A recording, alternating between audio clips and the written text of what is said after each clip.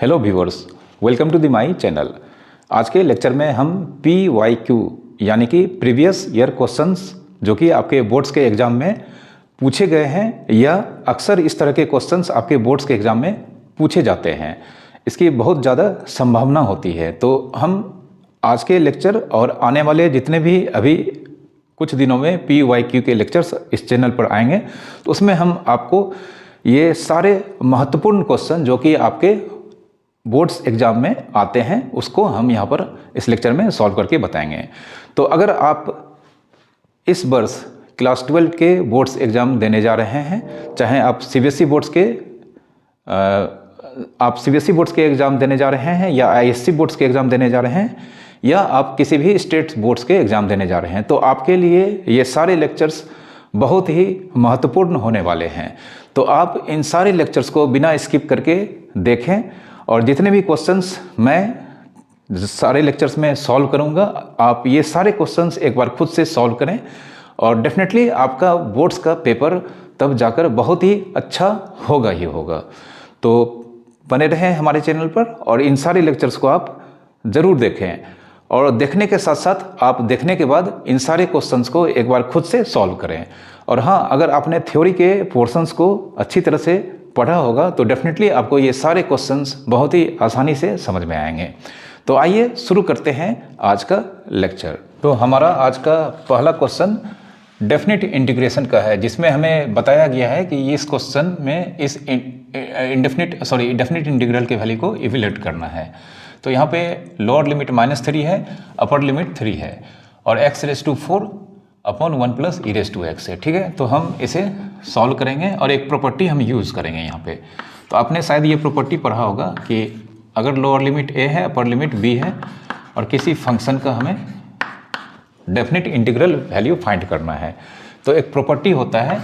इस क्वेश्चन को हम फिर से लिख सकते हैं f और फंक्शन में जहाँ जहाँ पर भी x होगा तो उसके जगह पर हम लोअर लिमिट अपर लिमिट का सम माइनस वेरिएबल जो भी है उसका माइनस कर इस क्वेश्चन को सॉल्व करेंगे और ये आसानी से बन जाएगा। ठीक ना, तो यह एक प्रॉपर्टी है। ठीक है, यह प्रॉपर्टी है, आपने पढ़ा होगा। ठीक है, तो हम सबसे पहले यहाँ पर जो इंटीग्रल दिया गया है इसे हम कुछ लेट कर लेते हैं। तो हमने इसे I एज्यूम किया है।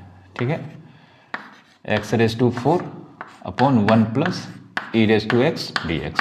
ठीक है, इसे हम कुछ इक्वेशन 1 मान लेते हैं। अब इस प्रॉपर्टी को हम यहाँ पर यूज़ करेंगे। तो therefore -3 lower limit upper limit +3, x के प्लेस पे हम lower limit plus upper limit सबसे पहले लिखेंगे। तो -3 + 3 और उसके बाद जो वेरिएबल है उसमें उसे हम माइनस करेंगे और उस वेरिएबल पे पावर 4 है तो हम पावर 4 लिखते हैं अपॉन 1 + e⁻x के प्लेस पे फिर से lower limit plus upper limit minus variable. ठीक है, इस प्रॉपर्टी को हमने यहाँ पर यूज़ किया है। ठीक है, अब हम इसे -3 + 3 यह दोनों कैंसिल होगा, यहाँ भी यह दोनों कैंसिल हो जाएगा। तो हमें यहाँ पर -x⁴ अपॉन 1 + e⁻x dx। ठीक है, यह हमें यहाँ पर मिला है। अब I = हम जानते हैं यहाँ पे -x⁴ का वैल्यू x⁴ ही होगा। तो -3 + 3 x⁴ अपॉन 1 + e⁻x को हम 1/e⁻x लिखेंगे। ठीक है, अब हम क्या करते हैं, यहाँ पर एलसीएम लेंगे। तो -3 + 3 x⁴ e⁻x + 1/e⁻x। ठीक है, एलसीएम लेने के बाद हमें यहाँ पर e⁻x × 1 e⁻x होगा अब +1/e⁻x। ठीक है, तो अल्टीमेटली हमें I = -3 + 3 यह हमारा e⁻x जो सबसे नीचे है यह सबसे ऊपर चला जाएगा। तो यहाँ पे e⁻x × x⁴ upon 1 + e⁻x dx और इसे हम 2 एज्यूम करेंगे। ठीक है, तो अब हमारे पास यहाँ पर I = दिस है जिसे हमने 1 एज्यूम किया है और यह I = ये प्रॉपर्टी लगाने के बाद अल्टीमेटली हमें ये मिला है। तो इन दोनों I के वैल्यू को देखेंगे तो हमें यहाँ पर दोनों के लिमिट सेम है, दोनों के डिनोमिनेटर भी सेम है, तो हम इन दोनों को ऐड करते हैं। ठीक है, इन दोनों को ऐड करते हैं। तो फ्रॉम 1 and 2 फ्रॉम 1 + 2 ये आई और ये आई, तो आई प्लस आई। सबसे पहले इस आई के वैल्यू को लिखते हैं x⁴ upon 1 plus e⁻x dx, और इस आई के वैल्यू को लिखते हैं यहाँ पे -3 + 3 e⁻x into x⁴ upon 1 plus e⁻x dx। अब यहाँ पर यह दोनों इंटीग्रल का लिमिट चूँकि सेम है, अपर लिमिट लोअर लिमिट, और डिनोमिनेटर भी दोनों का सेम है, तो हम इन दोनों को मर्ज कर देते हैं, ठीक है। तो सबसे पहले i + i 2i होगा -3 + 3, और ये इन दोनों का कॉमन डिनोमिनेटर 1 प्लस e⁻x होगा, ठीक है। अब यहाँ पे न्यूमरेटर फर्स्ट इंटीग्रल का x⁴ और सेकेंड का e⁻x इंटू x⁴ dx। हम देख सकते हैं x⁴ इन दोनों टर्म से कॉमन आ रहा है, तो हम यहाँ पर इसे कॉमन लेंगे। अब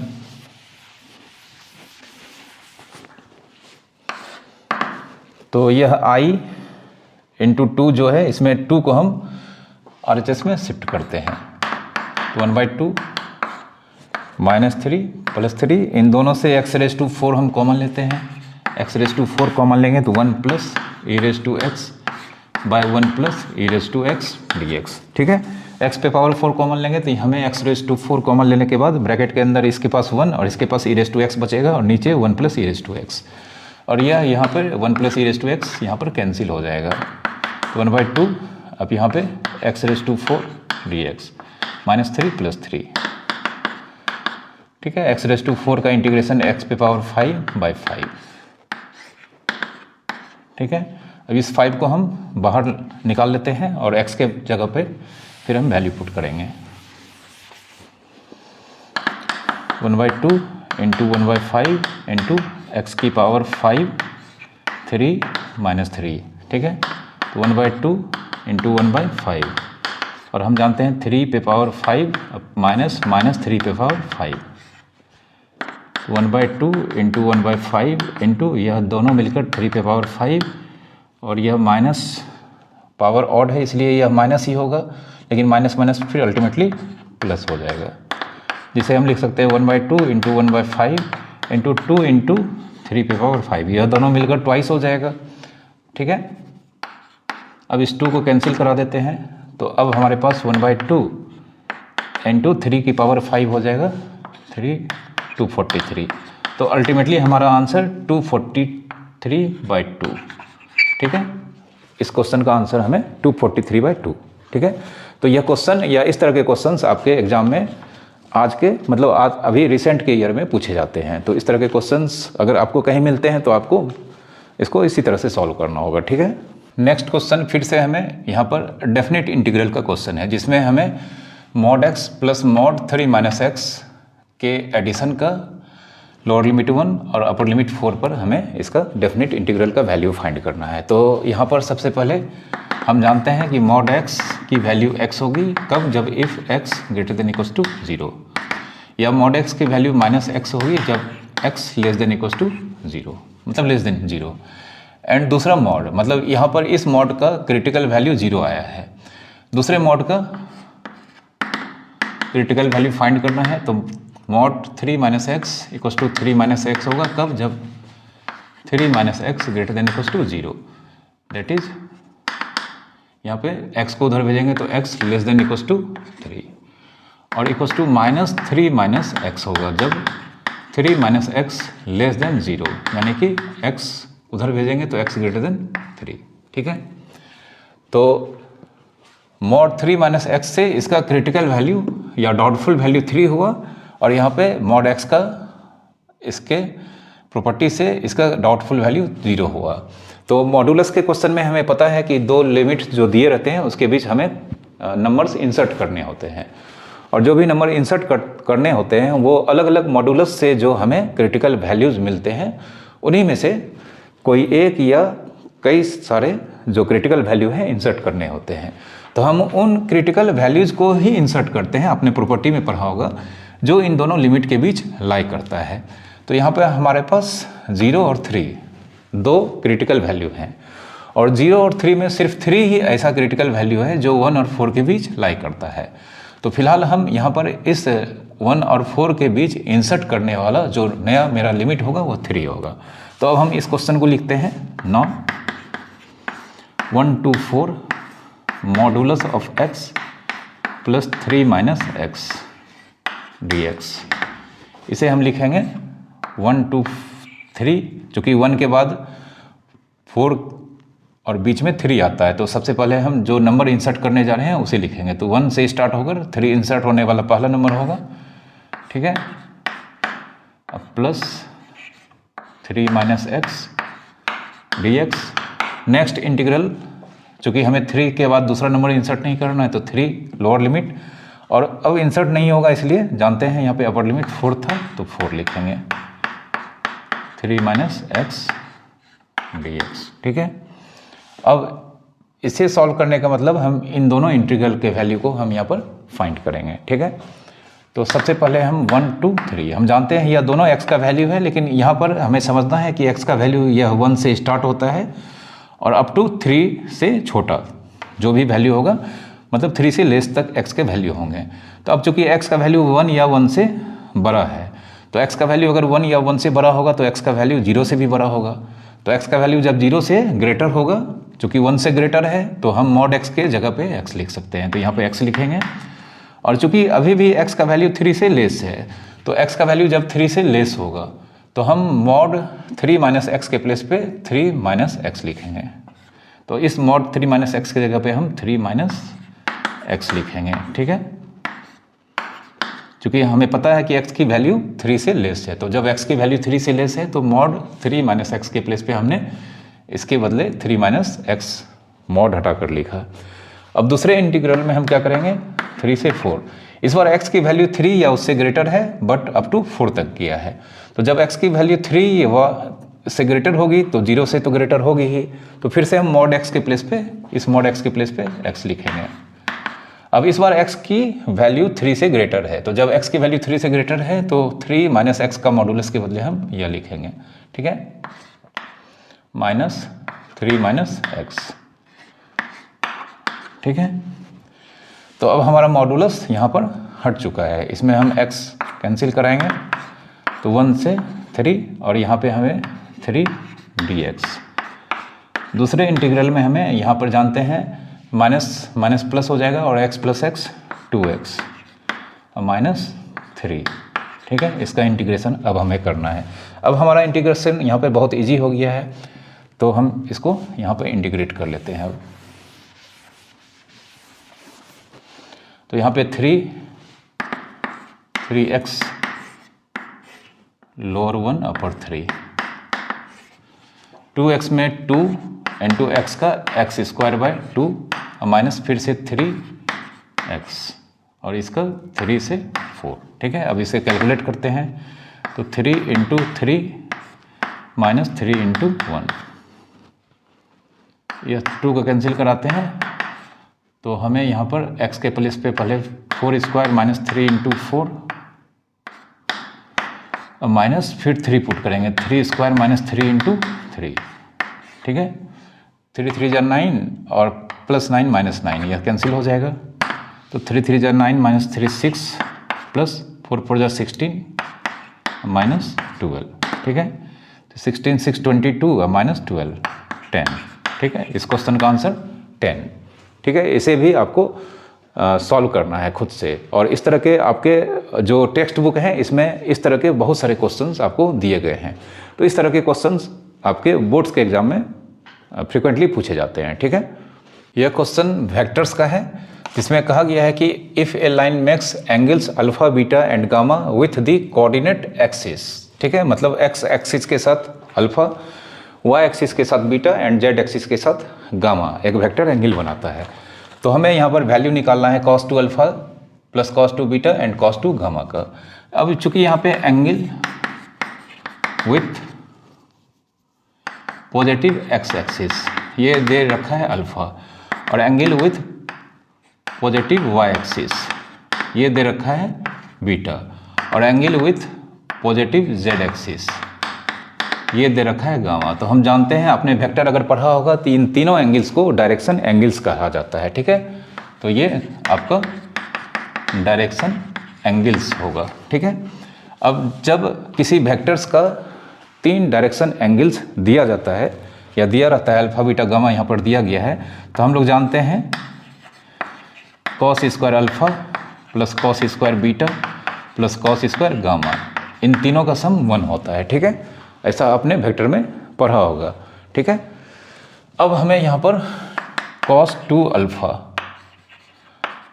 alpha plus cos 2 beta plus cos 2 gamma, इसका वैल्यू फाइंड करना है। तो cos 2 अल्फा को हम 2 cos स्क्वायर अल्फा माइनस 1 लिख सकते हैं। ट्रिग्नोमेट्री में आप जानते होंगे कि cos 2a बराबर 2 cos स्क्वायर a माइनस 1 और 1 माइनस 2 साइन स्क्वायर a। ठीक है, ये 2 फार्मूला, इसके अलावा और भी बहुत सारा cos 2a का फार्मूला होता है, इंटीग्रेशन में आपने यूज किया होगा।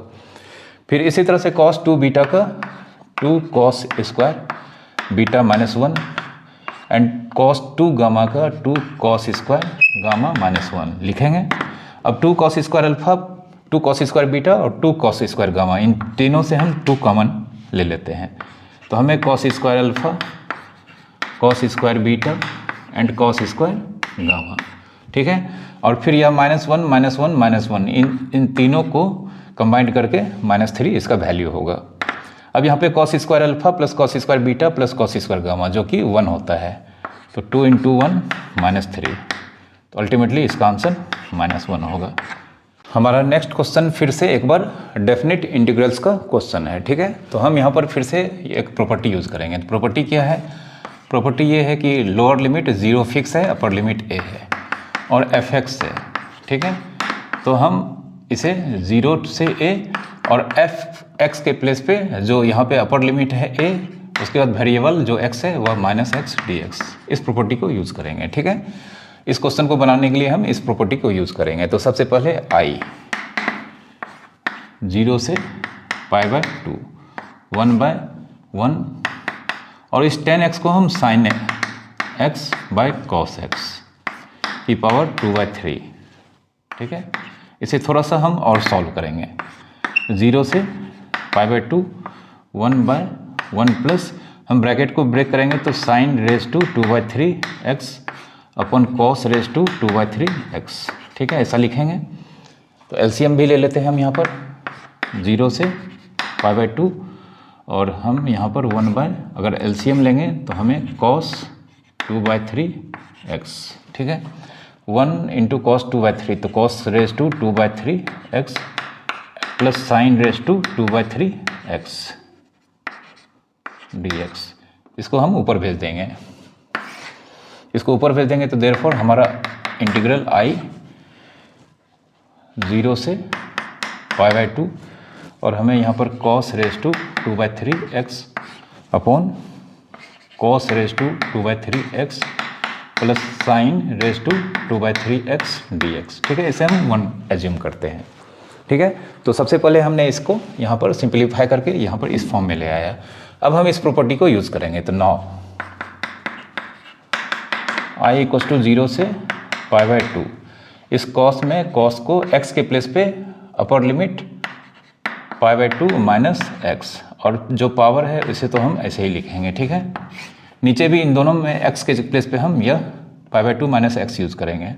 ठीक है, तो cos π/2 minus x 2/3 plus sine π/2 minus x 2/3। ठीक है, अब इस अगर हम पावर को ढक दें तो यहाँ पे cos π/2 माइनस x जो कि sin x होता है और sin π/2 minus x cos x होता है। आप जानते होंगे sin π/2 minus theta cos theta होता है और cos π/2 minus theta sin theta होता है। अपने 11th में ये पढ़ा होगा। अब हम इसे लिखते हैं i = 0 से π/2, तो cos π/2 माइनस x यह sin x हो जाएगा और इसकी पावर 2/3 है तो यह पावर मेंटेन रहेगा। फिर नीचे भी cos π/2 minus x sin 2/3x। ठीक है, और sin π/2 माइनस x यह cos x और जिसकी पावर 2/3 dx, इसे हम 2 एज्यूम करते हैं। ठीक है, अब आप देख सकते हैं यहाँ पर 1 का लिमिट 0 से π/2 है और 2 का लिमिट भी 0 से π/2 है और दोनों का डिनोमिनेटर भी सेम है, तो हम इन दोनों को अब ऐड करेंगे। ठीक है,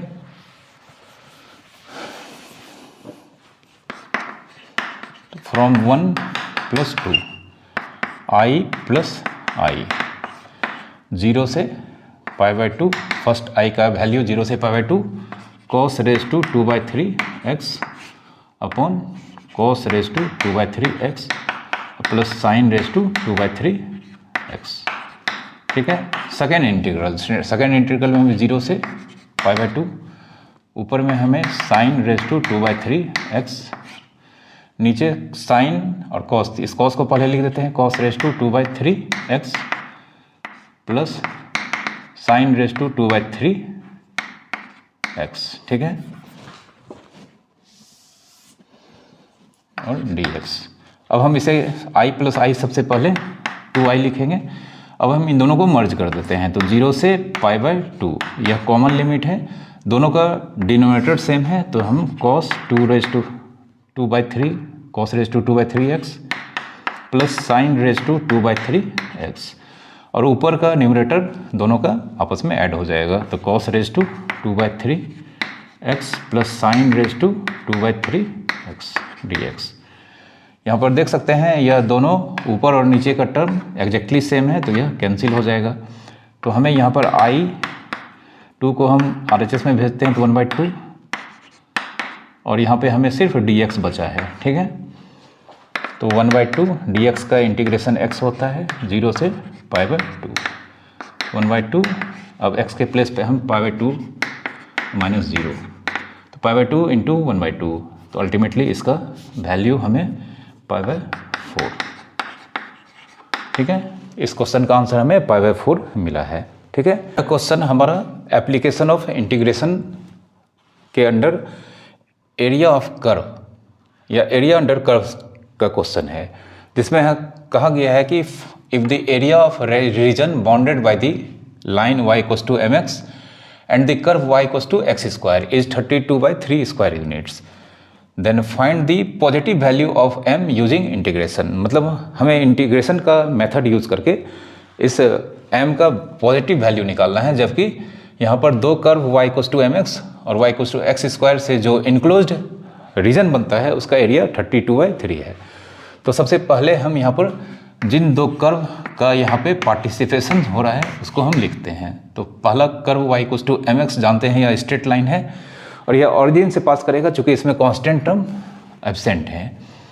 फिर y = x² जानते हैं, यह पैराबोला है। ठीक है, तो सबसे पहले यह दोनों एक दूसरे को इंटरसेक्ट करेगा, इसके लिए हम इन दोनों के इक्वेशन को साइमल्टेनियसली सॉल्व करके पॉइंट ऑफ इंटरसेक्शन फाइंड कर लेते हैं। तो फ्रॉम 1 and 2 y = mx है, y = x² है, तो देयरफॉर x² = mx, मतलब x² - mx 0 होगा, x हम कॉमन लेंगे तो x - m, तो x = 0 एंड x = m। ठीक है, तो जब x = 0 होगा इसमें हम रखेंगे, तो when x 0 y भी 0 होगा, तो पॉइंट ऑफ इंटरसेक्शन इन दोनों कर्व का एक पॉइंट ऑफ इंटरसेक्शन 0 0 हो गया। फिर जब when x = m, तो देन y = m², तो दूसरा इंटरसेक्शन हो गया m, m²। ठीक है, तो दोनों कर्व का पॉइंट ऑफ इंटरसेक्शन यहाँ पर हमें मिल चुका है। अब दोनों कर्व का हम यहाँ पर स्केच ड्रॉ करेंगे। ठीक है, तो हम यह सबसे पहले x एक्सिस y एक्सिस, अब y = x² जानते हैं, पैराबोला होता है और यह एबव ऊपर की तरह इसका ओपनिंग होता है, तो हम इसे इस तरह से ड्रॉ करेंगे। ठीक है, यह y = x² को रिप्रेजेंट करता है और यह लाइन y = mx यह ओरिजिन से पास करेगा, तो ओरिजिन से पास करेगा मतलब यह भी हो सकता है, यह भी हो सकता है। चूँकि यहाँ पर क्वेश्चन में जिक्र किया गया है m जो हम लेंगे वह पॉजिटिव होगा, तो पॉजिटिव होगा तो इसका मतलब जो स्लोप होगा y = mx + c आपने पढ़ा होगा, y = mx + c, जिसमें m स्लोप कहलाता है। तो अगर m स्लोप है, पॉजिटिव है, तो यह एक्यूट एंगल लाइन बनाएगा x एक्सिस के साथ। तो यह x एक्सिस के साथ देख रहे हैं, यह लाइन एक्यूट एंगल बना रहा है और यह ऑब्ट्यूज एंगल बना रहा है, तो यह केस हम यहाँ पर इग्नोर करेंगे। तो हम यहाँ पर इस तरह से एक लाइन ड्रॉ कर लेते हैं। y equals to mx। तो यहाँ पर देख सकते हैं यह कर्व और यह लाइन मिलकर यह यहाँ पर क्लोज्ड रीजन यहाँ पर बना रहा है, ठीक ना। इसी का एरिया दिया गया है यहाँ क्वेश्चन में 32/3, ठीक है। तो अब इस एरिया को ड्रॉ करने के लिए सबसे पहले यह एरिया जो दो एंड पॉइंट से घिरा हुआ है उसका हम वॉल ड्रॉ करेंगे। तो यहाँ पर यह पहला वॉल हो गया जो 0 0 से पास कर रहा है। इस पॉइंट ऑफ इंटरसेक्शन का वैल्यू m, m² होगा, m, m²। तो यहाँ से जो हम वॉल मतलब y एक्सिस के पैरेलल लाइन ड्रॉ करेंगे तो इसका इक्वेशन x बराबर m होगा, इसका इक्वेशन x बराबर 0 होगा। एक वर्टिकल स्ट्राइप ड्रॉ करते हैं, ठीक है, या dx या y। तो हमारा y यहाँ तक है, हमारा y एक्चुअल में यहीं तक है, ठीक है। अब from figure required area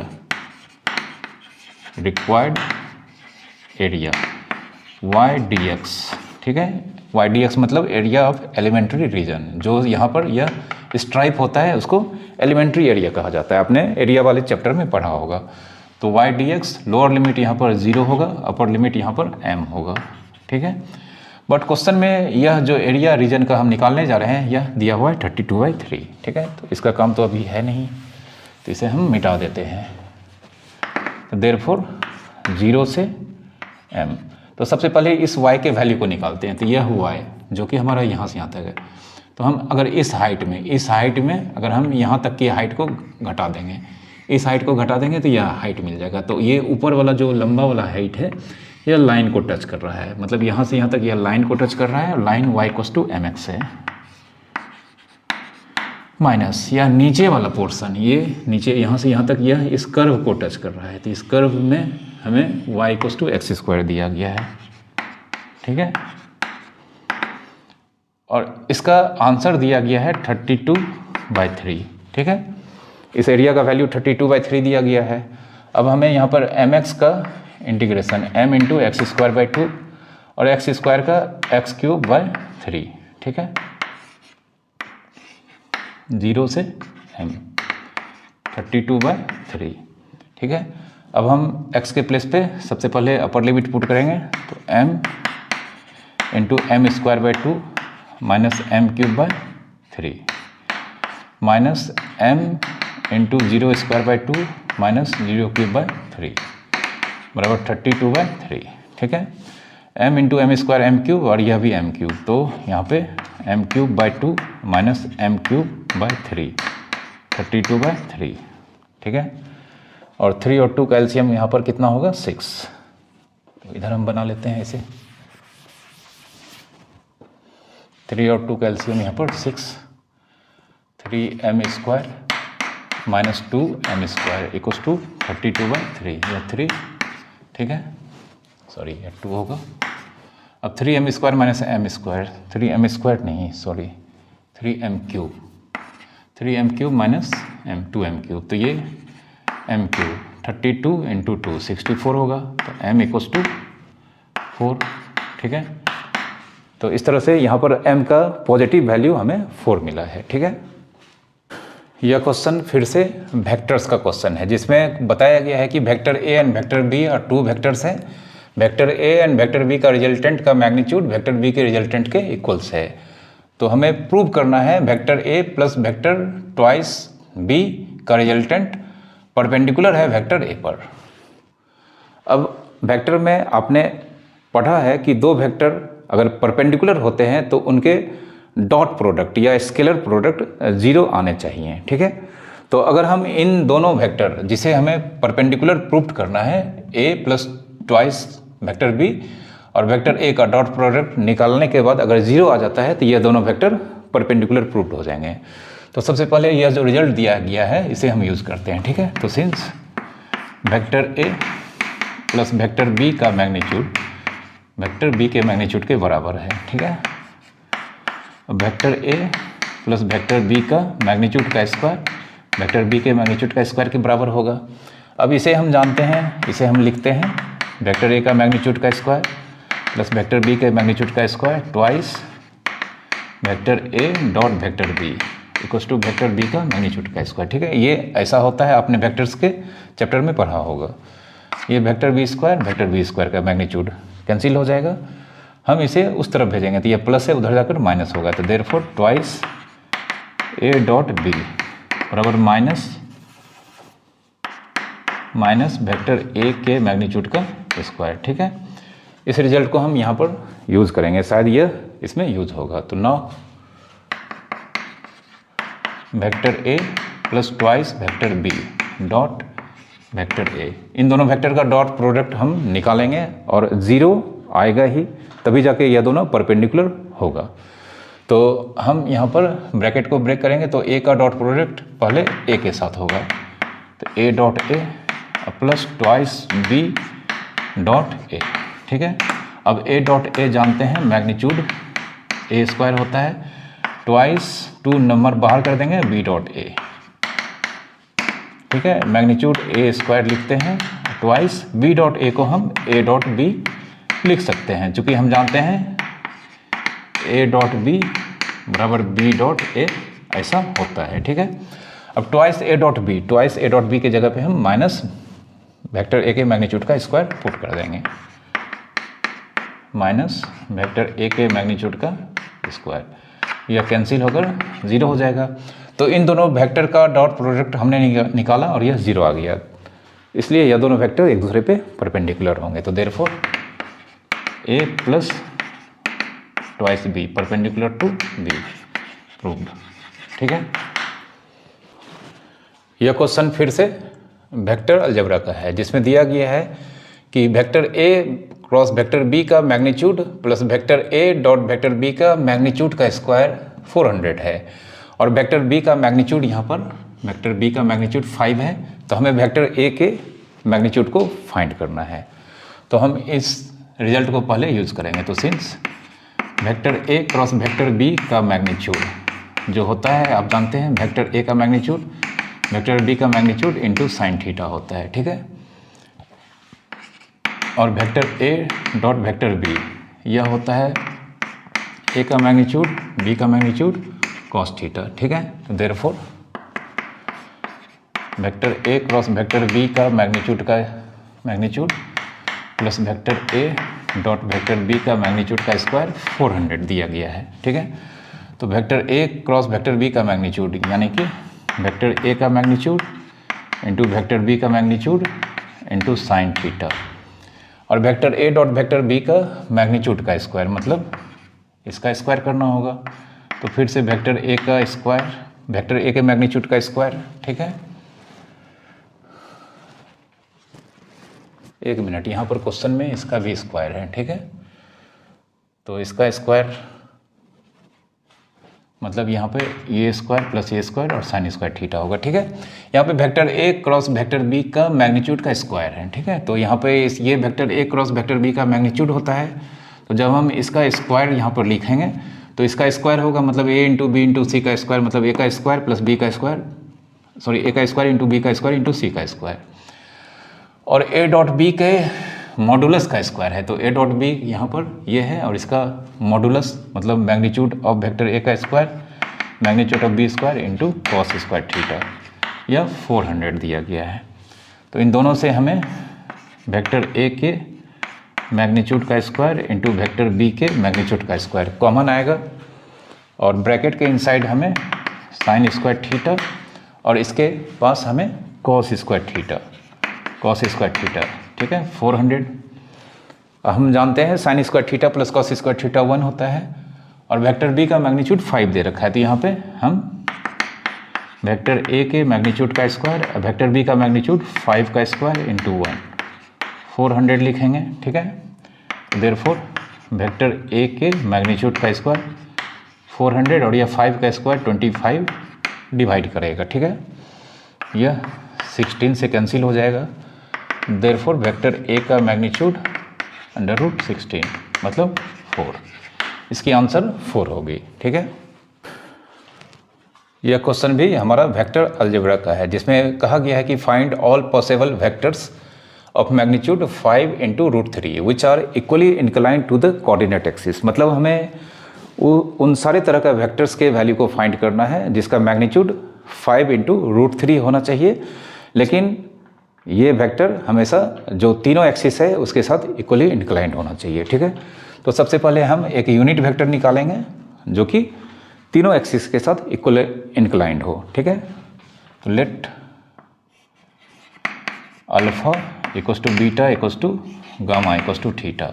alpha जानते हैं वेक्टर का एंगल एक्स एक्सिस के साथ, और बीटा वेक्टर का एंगल वाई एक्सिस के साथ, और गामा वेक्टर का एंगल जेड एक्सिस के साथ। चूंकि यहाँ पर क्वेश्चन दिया गया है इक्वली इंक्लाइंड कोऑर्डिनेट एक्सिस, तो यह तीनों एंगल आपस में इक्वल हैं और ये तीनों थीटा, इसे हम लेट कर लिए हैं। अब since cos square alpha cos square beta plus cos square gamma 1 होता है, तो यहाँ पे cos square alpha beta gamma सबके जगह थीटा पुट करते हैं, तो cos square theta cos square theta cos square theta 1, तो 3 कॉस स्क्वायर थीटा 1 होगा, तो देयरफॉर कॉस थीटा 1/√3, ठीक है। हालांकि प्लस माइनस 1/√3 होगा, तो हम यहाँ पर प्लस 1/√3 ही लेते हैं, ठीक है। तो therefore cos alpha cos beta cos gamma equals to 1/√3, ठीक है। आपको याद रखना है यहाँ पे प्लस माइनस √1/√3 होगा, तो हम सिर्फ एक वेक्टर निकालना है, इसलिए हमने सिर्फ एक वैल्यू को रखा है। तो कॉस थीटा मतलब कॉस अल्फा, कॉस थीटा मतलब कॉस बीटा, कॉस थीटा मतलब कॉस गामा, यह तीनों का वैल्यू 1/√3 होगा, ठीक है। तो देयरफॉर अब एक वेक्टर जो कि इन तीनों एक्सिस के साथ इक्वली इंक्लाइंड होगा, तो देयरफॉर एन कैप मतलब a vector A unit vector equally inclined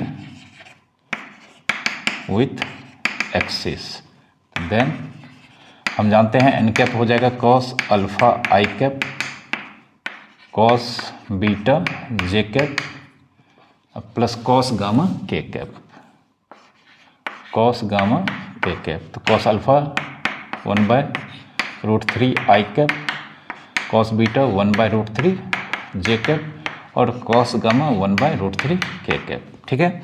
तो अभी सिर्फ हमें यूनिट वेक्टर मिला है जो कि तीनों एक्सिस के साथ इक्वली इंक्लाइंड है, लेकिन हमारा वेक्टर कहा गया है कि हमें चाहिए इस तरह का वेक्टर जो एक्सिस के साथ इक्वली इंक्लाइंड तो हो ही, और साथ ही साथ इसका मैग्नीट्यूड 5 इंटू √3 है। तो हमारा required vector therefore required vector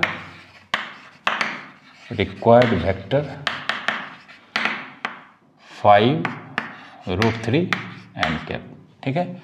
5√3 n cap होगा।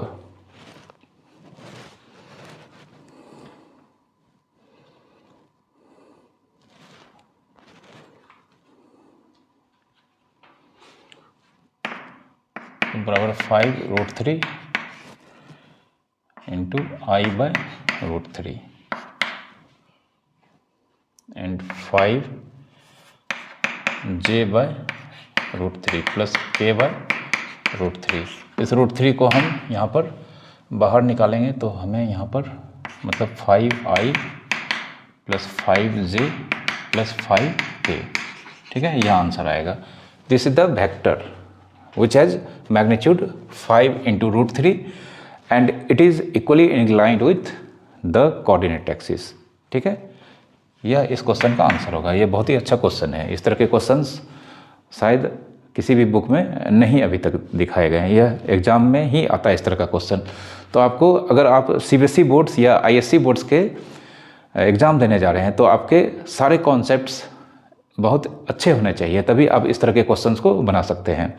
तो उसके लिए ज़रूरी होता है कि इस तरह से क्वेश्चंस का आपका सामना हो, और इस तरह के क्वेश्चंस को हमने यहाँ पर आपको इस PYQ के लेक्चर में बताया है। आप सारे PYQ के लेक्चर्स को अच्छी तरह से देखेंगे, आपको एक से बढ़कर एक क्वेश्चंस आपको मिलेंगे, और इन क्वेश्चंस को अगर आप खुद से बनाते हैं या बना पाते हैं तो आपके बोर्ड्स के एग्ज़ाम में आपका स्कोर बहुत ही अच्छा होगा, ठीक है। तो बने रहिए हमारे चैनल के साथ। अब हम अगले क्वेश्चंस की ओर बढ़ते हैं। क्वेश्चन वेक्टर अलजेब्रा का है, जिसमें वेक्टर ए का value 2i cap minus j cap plus k cap, vector B की value i cap plus j cap minus 2k cap, and vector C की value i cap plus 3j cap minus k cap. और कहा गया है कि the projection of vector A plus lambda times vector V on vector A is 2 times √6, then find the value of lambda. तो हमें यहाँ पे सबसे इंफॉर्मेशन दिया है कि इस वेक्टर का प्रोजेक्शन वेक्टर ए पे इतना दिया गया है, तो लेमडा निकालना है। तो हम जानते हैं, क्या जानते हैं, वी नो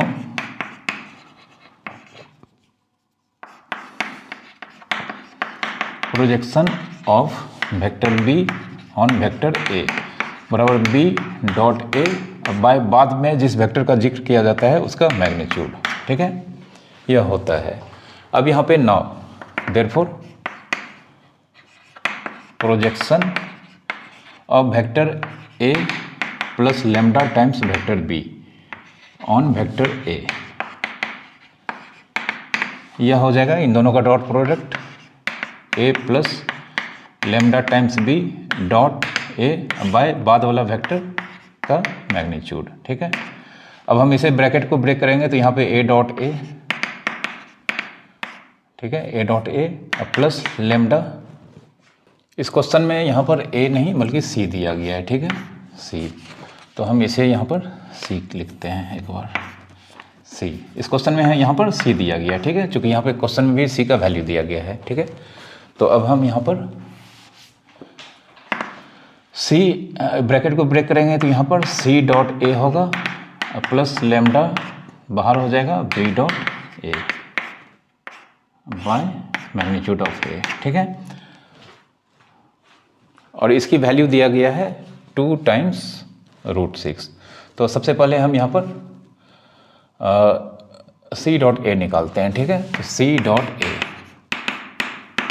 सी डॉट ए, यहाँ पर सी है, यहाँ पे ए है, तो यहाँ पे जानते हैं सी का कंपोनेंट 1 3 -1 और इसका 2 -1 1, तो यहाँ पे सी डॉट ए, इसको देखकर आपको निकालना है 2 × 1 प्लस -1 × +3 -1 × +3 प्लस 1 × -1, तो ये 2 -3 -1, ठीक है। तो -4 + 2 -2। उसके बाद हमें बी डॉट ए निकालना है, बी डॉट ए, ठीक है। तो यहाँ पर बी है और यहाँ पर ए है, तो यह 2 × 1 प्लस -1 × +1 -1 × +1 प्लस 1 × -2 2 -1 -2, ठीक है। तो यह -1 होगा। अब इन दोनों का वैल्यू हम इसमें रखेंगे, ठीक है। तो देयरफॉर यहाँ पर सी डॉट ए मतलब यहाँ पे सबसे पहले लिखते हैं c dot a plus lambda times b dot A by magnitude of vector a, यह दे रखा है हमें 2 √6। अब हम इन दोनों का वैल्यू और मैग्नीट्यूड ऑफ ए, यह भी हम निकाल लेते हैं, मैग्नीट्यूड ऑफ वेक्टर ए। तो मैग्नीट्यूड ऑफ वेक्टर ए यहाँ पे 2 का स्क्वायर 4 -1 का स्क्वायर 1 और 1 का स्क्वायर 1, इट मीन्स √6, ठीक है। तो अब ये सारे वैल्यू हम यहाँ पर रखेंगे, इसको हम मिटाते हैं। सी डॉट ए हमने यहाँ पे निकाला है -2 plus lambda times b dot a हमने निकाला है -1 बाय ए की मैग्नीट्यूड यहाँ पर √6 है और यह 2 √6, ठीक है। अब हम इसे इधर शिफ्ट कर देते हैं, -2 माइनस लेमडा 2 √6 × √6। अब -2 माइनस लेमडा 2 × 6 होगा। अब इस 12 को हम इधर लाते हैं तो -2 - 12 लेमडा = -14, ठीक है। लेमडा की वैल्यू -14 यहाँ पर होगा। अगले क्वेश्चन की ओर बढ़ते हैं। यह क्वेश्चन भी हमारा वेक्टर अलजेब्रा का है, जिसमें वेक्टर ए दिया गया है i cap plus j cap, vector b दिया गया है i cap minus j cap and vector c दिया गया है i cap plus j cap plus k cap. और यहाँ पे एक n कैप यूनिट वेक्टर है और इस तरह से है कि vector a dot vector n cap 0 है, vector b dot vector n cap 0 है। तो हमें मॉडुलस निकालना है vector c dot vector n cap का, ठीक है। तो यहाँ पर ए डॉट एन कैप 0। तो जानते हैं दो वेक्टर अगर डॉट प्रोडक्ट 0 आता है तो दोनों परपेंडिकुलर होता है। तो देयरफॉर यहाँ पे vector A vector N cap perpendicular होगा and vector B dot N cap यह भी 0 है, therefore vector B perpendicular N cap. तो कहने का मतलब vector N cap vector A पे परपेंडिकुलर है, vector N cap vector B पर परपेंडिकुलर है। तो एक वेक्टर किसी दो वेक्टर पे अगर परपेंडिकुलर होता है तो इस केस में तब होता है जब यहाँ पर यह इन दोनों के क्रॉस प्रोडक्ट के डायरेक्शन में होगा, क्योंकि दो वेक्टर का क्रॉस प्रोडक्ट हमेशा दोनों पे परपेंडिकुलर होता है। तो यहाँ पे एन कैप चूंकि ए और बी दोनों पे परपेंडिकुलर है तो n cap a cross b के डायरेक्शन में यूनिट वेक्टर होगा। तो अब हमें यहाँ पर सबसे पहले ए क्रॉस बी फाइंड करते हैं। ए क्रॉस बी इसके हम सी मान लेते हैं, ठीक ना, ए क्रॉस बी को सी मान लेते हैं। तो ए क्रॉस बी निकालने के लिए हम डिटर्मिनेंट की यूज़ करेंगे आई जे के। पहला वेक्टर ए है जिसका कंपोनेंट यहाँ पे आई के साथ 1 है, जे के साथ 1 है, के 0 है। बी आई के साथ 1 है, जे के साथ -1 है और के 0 है। तो आई 1 इंटू 0 0 माइनस -1 इंटू 0 0 0 होगा, माइनस जे 1 इंटू 0 0 और 1 इंटू 0 यह भी 0 होगा, प्लस के 1 इंटू -1 होगा और 1 इंटू 1 होगा। तो यह टर्म तो 0 ही हो जाएगा। तो कहने का मतलब यह -2 के कैप, ठीक है। तो हमें जो यहाँ पर वेक्टर सी मिला है जो कि वेक्टर ए और वेक्टर बी दोनों पे परपेंडिकुलर है, इसकी वैल्यू हमें -2 के कैप मिला है। अब हमें पता है कि यहाँ पर C vector A vector B पर परपेंडिकुलर है, एन भी यहाँ पर वेक्टर एन कैप भी वेक्टर ए और वेक्टर बी पर परपेंडिकुलर है, लेकिन एन कैप ऑफकोर्स यहाँ पर वेक्टर सी के डायरेक्शन में यूनिट वेक्टर होगा। मतलब वेक्टर सी के डायरेक्शन में जो यूनिट वेक्टर होगा वो वेक्टर एन कैप को रिप्रेजेंट करेगा। तो therefore vector N cap actual में वेक्टर सी, और यहाँ पर हमें सी नहीं मानना चाहिए था क्योंकि सी क्वेश्चन में जिक्र कर दिया गया है, तो इसे हम ई ले लेते हैं, ठीक है, ई। तो यहाँ पर ई कैप, तो ई कैप का formula vector E by vector E का मैग्नीट्यूड। अब वेक्टर ई -2 के कैप बाय इसका मैग्नीट्यूड 2 होगा, ठीक ना, मतलब माइनस के कैप, ठीक है। अब हमें सी डॉट एन कैप निकालना है। तो now c dot N cap, तो सी हमें दिया गया है आई प्लस जे प्लस के, ठीक है। और एन कैप को हम लिख सकते हैं 0i 0j माइनस के, ठीक है। चूँकि इसमें सिर्फ माइनस के है तो हम i और j के लिए 0 यूज़ कर सकते हैं। तो 1 इंटू 0 0 हो जाएगा, 1 इंटू 0 0 हो जाएगा, 1 इंटू -1 हो जाएगा, ठीक है। तो therefore c dot N cap -1, तो therefore c dot N cap का मॉडुलस -1 का मॉडुलस 1, ठीक है। इसका आंसर 1 होगा। तो आज के लेक्चर में हम इतना ही रहने देते हैं और मेरे सारे लेक्चर्स जो भी PYQ के आएंगे उसमें 10 से 15 क्वेश्चन को ही मैं सॉल्व करूंगा, ताकि जो लेक्चर है वो ज़्यादा लंबा नहीं हो पाए। तो आप एक दिन में 10 क्वेश्चन को तो कर ही सकते हैं, ठीक है। आप 10 क्वेश्चन को मिनिमम आप देखेंगे तो इसमें आपको देखने में भी कम टाइम यूज़ होगा और आप इन 10 से 15 क्वेश्चन को आप आसानी से सॉल्व भी कर पाएंगे, ठीक है। तो आप जितने भी मेरे PYQ के क्वेश्चंस के जो लेक्चर्स अभी आने वाले दिनों में लगभग हर एक दिन आएंगे, तो आप बहुत ही अच्छी तरह से इन सारे लेक्चर्स को बिना स्किप करके देखें। और साथ ही साथ ये सारे क्वेश्चंस जब तक आप खुद से नहीं बनाएंगे तो आपको इस तरह के क्वेश्चंस एग्ज़ाम में बनाने में कठिनाई होगी। तो प्लीज़ बने रहिए आप हमारे चैनल पे, और अगर आपने अभी तक हमारे चैनल को सब्सक्राइब नहीं किया है तो प्लीज़ जाकर चैनल को सब्सक्राइब करें और वीडियोस को ज़्यादा से ज़्यादा लाइक करें और ज़्यादा से ज़्यादा लोगों के बीच शेयर करें। Thank you very much for watching.